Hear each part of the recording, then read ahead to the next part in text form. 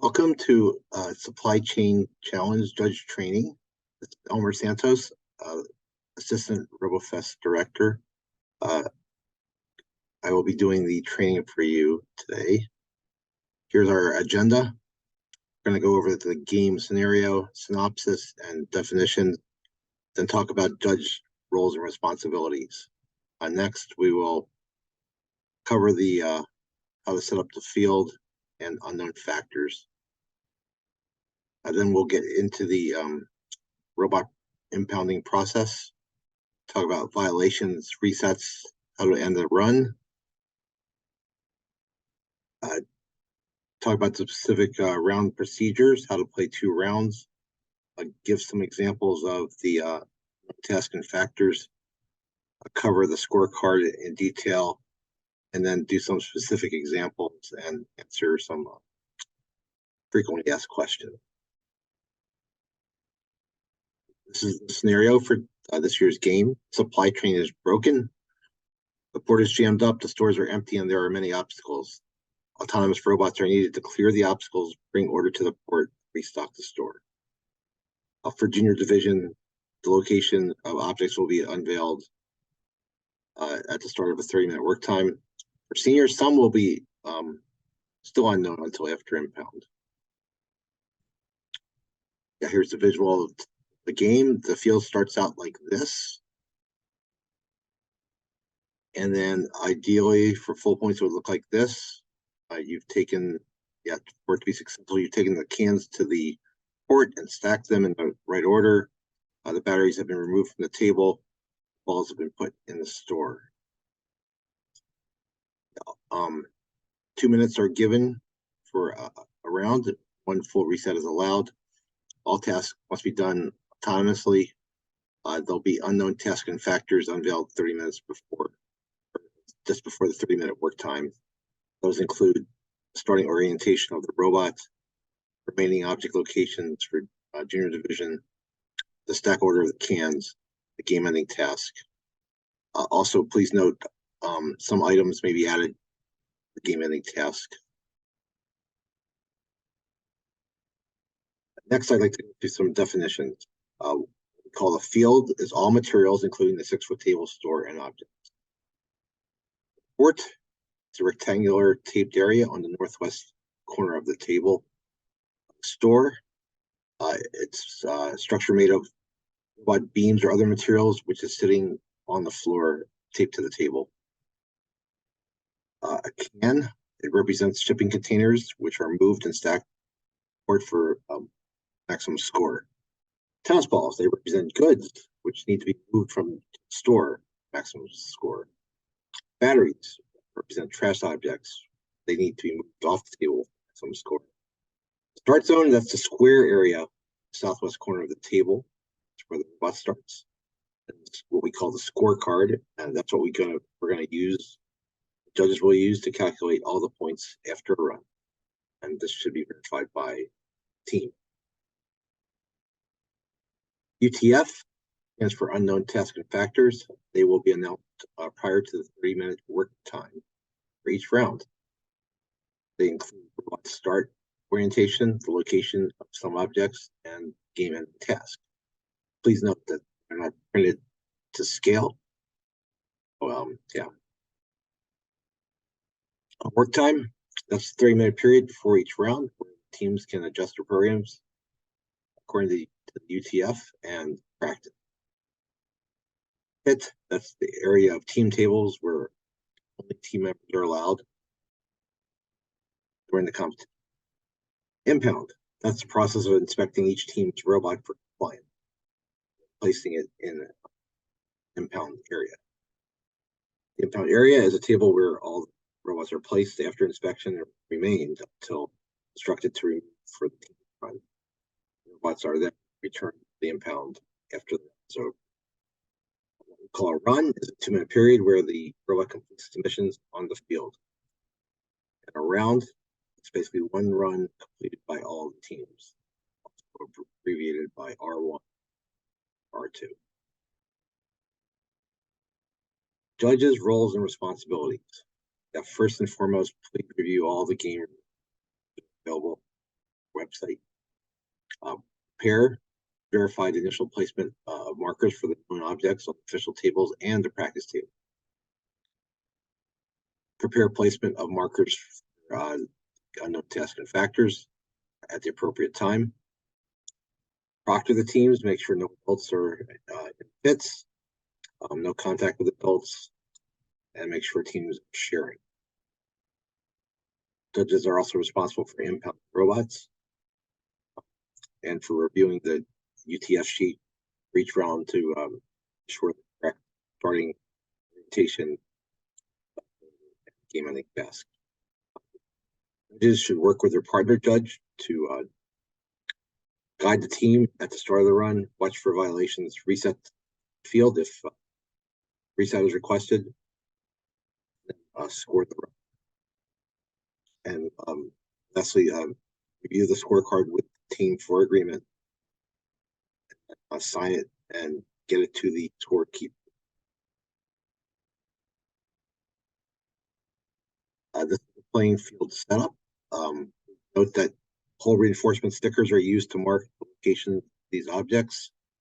Objects can be placed in any location as long as the sticker is covered. There's some tolerant location for objects.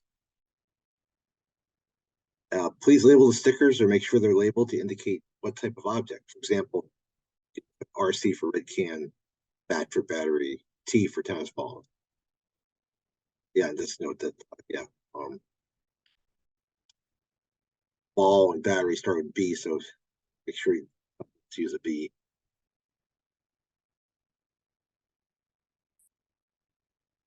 Okay, next we're going to go into detail about the field setup, starting with the cans. Cans, they all start 15 centimeters from the edge of the table. Hopefully that will help you set them up. And please note all official tables and practice tables should be set up.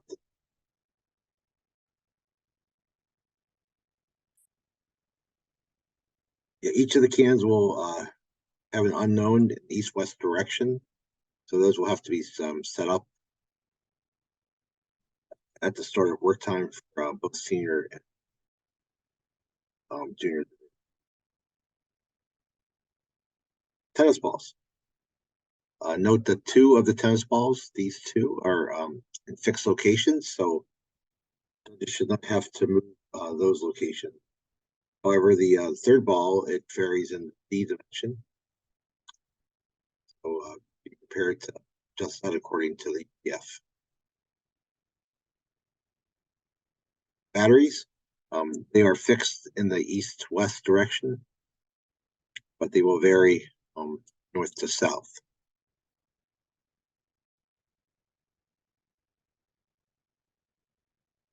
So for junior teams, please use the UTF and then make these adjustments at the start. And here's the big difference this year. For senior teams, use a special site host, the UTF sheet for battery location. Those are only done after impound. Next, I would like to go through the robot impounding process. Only one team member should approach the impound table to minimize traffic and potential issues. Judges will be provided with a measure board to measure the size of the robot. Please note that it's only horizontal dimensions that have the limit. There's no height limit this year. Judges should handle the robot as low as possible. Please ask the team members to place robots on the measure board. As height. Also make sure to ask if robot expands and account that in your measurement. Also note that wires do not count as part of the 35 by 35. They may extend beyond. All wheels must touch the table surface during inspection. Also make sure the robot is properly labeled. This is probably the most common thing that has to be addressed at an inspection. Note that robots may not be charged during impound. They should be turned off to save battery that would be. After inspection, ask that team members place the robot on their team placemat. That's the basically it's got their team number on it on the impound table.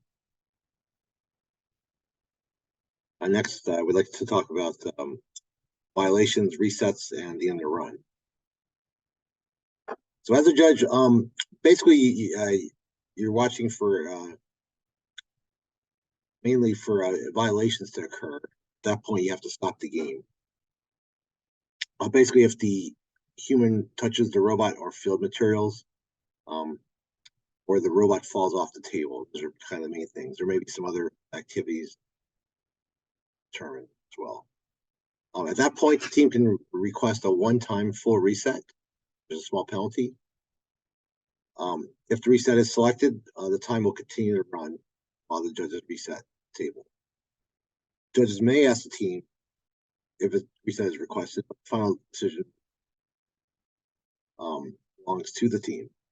Teams may declare the end of run at any time. Players should not move the robot until instructed by the judge. If the robot is still moving when the team calls end of run or at the time limit, no points will be awarded for the task. All of them require the robot to stop. Yeah, and one thing to note too, if there's a potential for a reset, make sure the teams are aware of the time. Sometimes the excitement, they don't realize that there's not much time left. Rerun. Okay, on to some more procedures and rules. Only contestants are allowed in the pit area, and judges should proctor these areas. When unknown testing factors are unveiled, teams and judges will be provided with a hard copy of the UTF, or it will be projected on a screen. Prior to the start of work time, all people except contestants and authorized staff and volunteers will be dismissed from the competition area. Teams will be given a 30-minute work time after the UTFs are unveiled to work on robots. Judges adjust field objects for the round as quickly as possible on official and practice table. During the practice time, teams must share field. Judges should manage this if necessary. And note that most teams will have to make some adjustments, at least for the starting orientation. So there is a little time at the start of work period where the judges can finish up any tables that have not been fully modified to the UTF. Moving on, all teams must submit their robot to the impound area when the 30-minute work time has expired. Robots may be taken to the impound early. One team member should do this. Penalties will be or may be applied if not impounded on time. During the impound process, judges will do the inspection. No power will be supplied at the impound table, and the entire robot must be impounding battery. Teams will compete in a predetermined order decided by the site host. During the game rounds, all team members must remain in the team specter area. No pit access is allowed to keep things fair. The team is called to compete. A maximum of 2 contestants are allowed to be at the playing field to retrieve the robot. To start the round, the MC will verify timer is ready, judges are ready, team is ready, and then go through a countdown. 3, 2, 1, go. A steady cadence. Start the game run for all official teams at one time. Contestants must stay near the start zone. They should not follow the robot. They can approach the robot only at the end of the run to request a reset, or the judge tells them. If a reset is requested, judges should reset the field objects quickly while the team retrieves the robot, places it back in the starting zone, proper orientation, restarts the robot. Final scoring is done after the run is over. A team member must sign the scorecard to score. All right, next we're going to go through unveiling the UTF.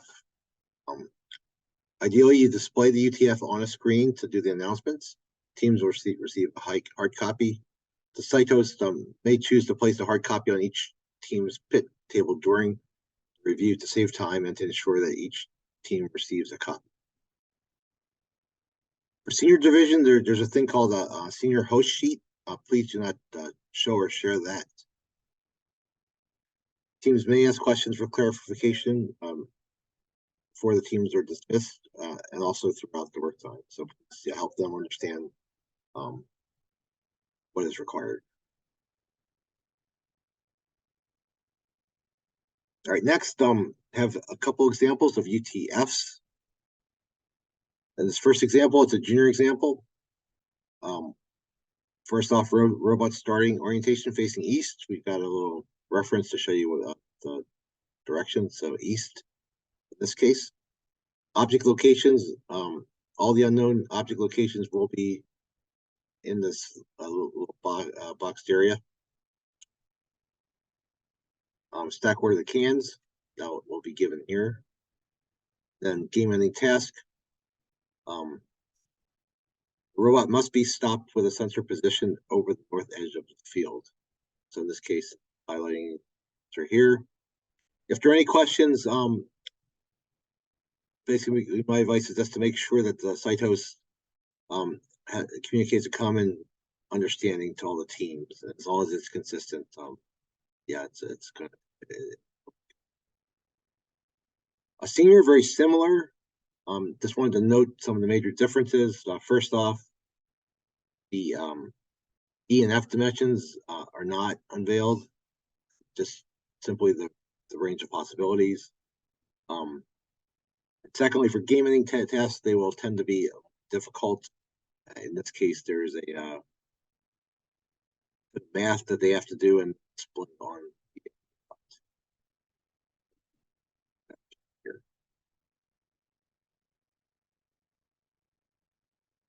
Okay, next we have an example of a host sheet for senior. This would be given to the host. It unveils the locations of E and F for the battery. Also the answer, and if there's some sort of computation they have to once again show that to the a couple other examples. Yeah, please note these are examples. And chances are the teams will have to modify the robot starting orientation.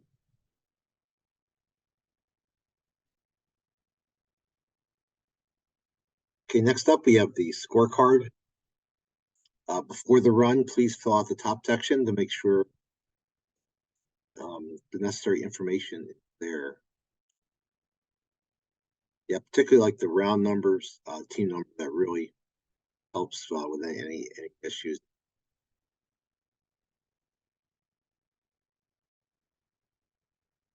Okay, section 2, we basically designed this game to kind of go from top to bottom. I'll try to explain that. So first section is the cans and the port. Idea is to look at the port and then see if which of these conditions apply. Maximum points in the port, there would be 3 stacked cans in the proper order. If it's yes, 3 points. If that's not true, see if there's 3 stacked not in order. If not that, see if they're 2 stacked in the port. And those are 15. That would be 15. Yeah, please note that this is a score for the whole situation, not for each can. Now this last section, this is a point value for each can. If they're in the port, not stacked, just count out how many. If they're moved the original location but not in the port, count them here. And then if there are other objects here, that's 3-point penalty.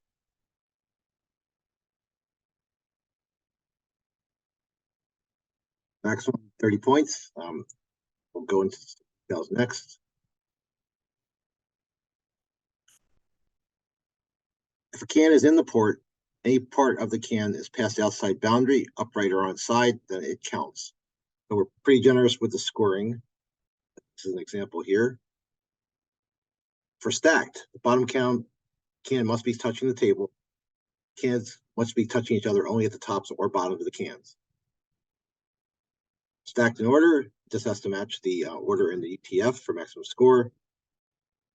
Moved, the location sticker is completely visible. One exception, since we have stickers for multiple objects, if the object is over a sticker of another type of object, it still counts. So for example, if a tennis ball covers a can sticker, the tennis ball still scores that.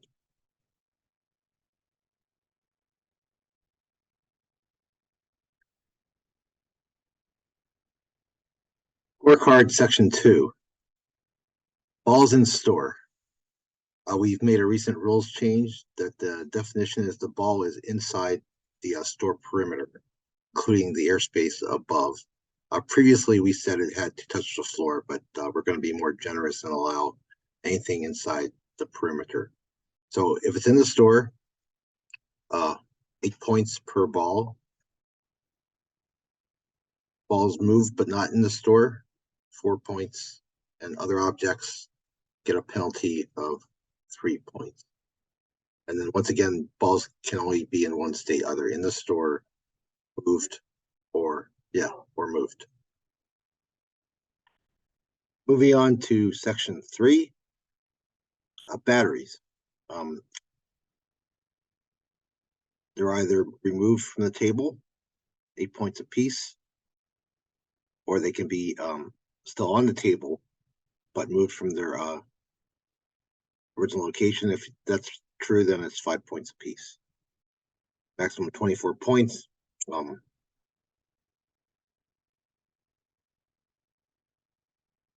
Yeah, that's basically it.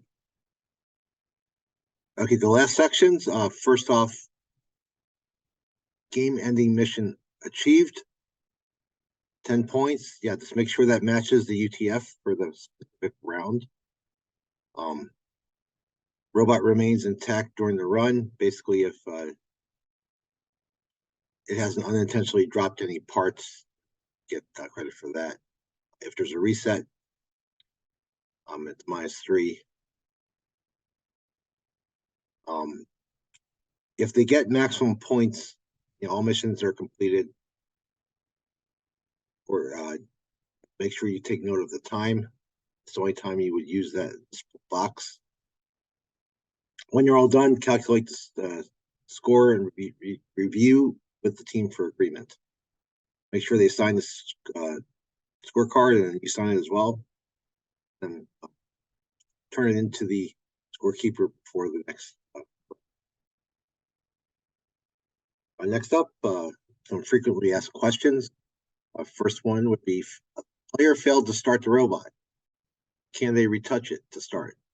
Yes, and that will not count as a timer. However, we'll continue to run. Next, if a robot is touching objects at the end of the run, is this okay? Yes. Basically, the objects will be scored the same as if there was no contact. Is part of the robot allowed to be dropped from the robot left? The answer is yes. A robot may be designed to leave parts with the objects. It will not be penalized. So, for example, if there's some sort of thing that gathers the balls and that gets kind of left with the balls, that's okay. But such a feature should be closed during the inspection.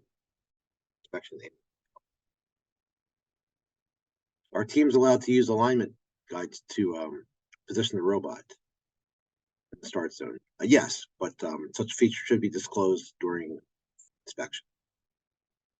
If a can winds up in the store, does it receive points for being moved, in addition to losing points for being in the store?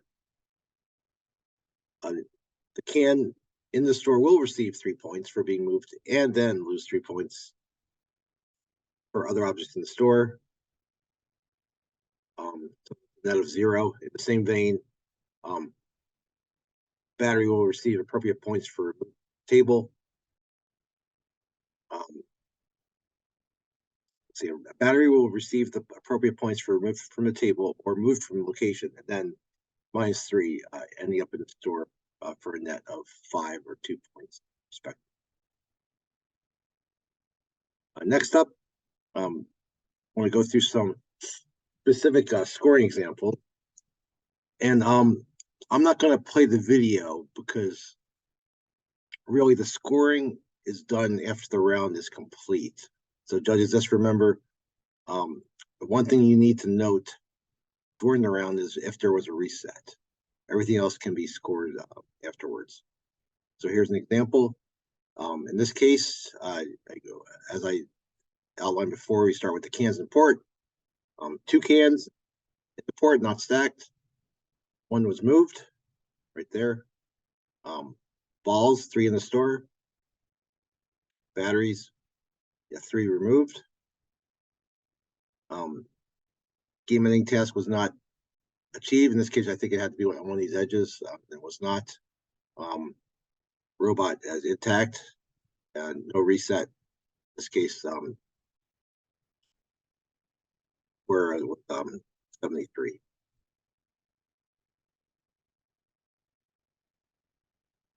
All right, next up, we have another example. Again, this is what it would look like at the end of the round. Going to cans in port. There's only 1 can not stacked. There are 2 that are not in the port but moved. There's 1 other object that would be recorded here. Going to the balls in store. Once again, 3 balls in the store. Batteries, looks like it was 2 that were removed.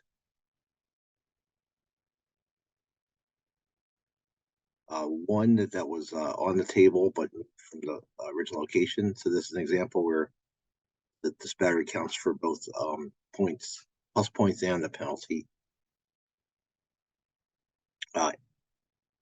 Robot remained in game ending task. No. Robot remained intact. Yes. Total of 65 points. Hopefully these are making sense. Here's an example with stacking involved. Looking at the cans in port, you've got 2 of them stacked. 1 of them moved. Again, note that each can only counts for 1 state. Right, these 2 do not count for. They count for stacked. Balls in the store. 2 balls in the store. 1 moved. Batteries. 3 batteries moved. Robot remained intact, and this one was worth.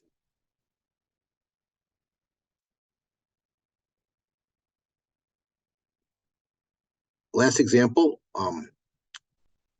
another stacking example, except for in this case, the stacking was not successful, as you see in this picture. Starting at the top, cans and port. None are actually in the port. We've had 3 moved for 9 points. No other objects. Balls store. You have 2, and again, referencing the rules change. This one now counts as scored, even though it's in the periphery, but not touching the floor. So we're saying it's scored. Moved. This one is moved, but not in the store. And then there are 2 other objects, in this case, 2 cans. So 2 cans for a 3-point penalty each. Batteries, we see that 2 have been moved off the table. 1 has been moved, but is still on the table. And then finally, robot intact for a total of 56 points. So that was the last example. I hope this has been informative.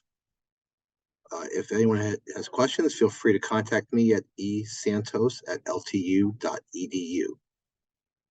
Thanks for watching. Good luck in your competitions. Thanks.